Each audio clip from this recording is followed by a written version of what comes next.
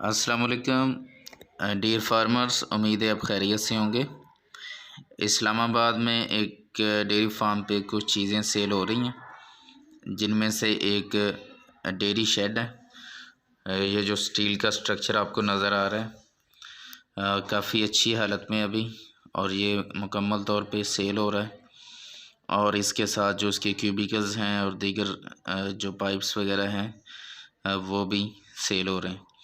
इसके एक साइड पे हेडलॉक्स लगे हुए हैं और दूसरी साइड पे नेक रेल है। तो ये सारी चीज़ें फॉर सेल हैं। ये वाली जो है ये मिल्क पैकिंग मशीन है, ये ऑटोमेटिक पैकिंग करती है मिल्क की, और इसको अभी ज़रा कवर करके रखा हुआ है। ये भी फॉर सेल है और ये भी काफ़ी अच्छी हालत में है। इसके अलावा ये मिल्क लाइन सिस्टम है जो जानवरों की मिल्किंग के लिए है। इसमें जानवरों के खड़े होने के लिए जो पाइप वगैरह लगे हुए हैं वो भी, और मिल्किंग सिस्टम मुकम्मल, मीटर्स, पंप्स, मोटर्स, पाइप्स, ये सारा कुछ फॉर सेल है।